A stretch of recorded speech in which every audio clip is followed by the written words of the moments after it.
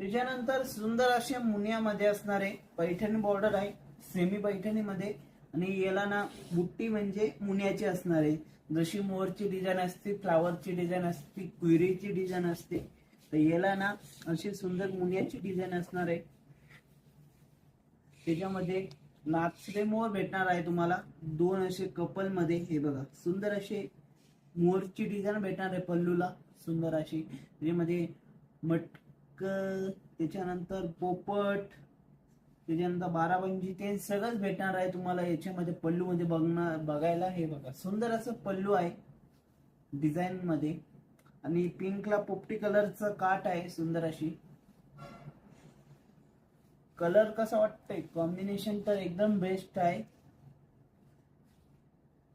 याची प्राइस आहे फक्त 2550 रुपये, 2250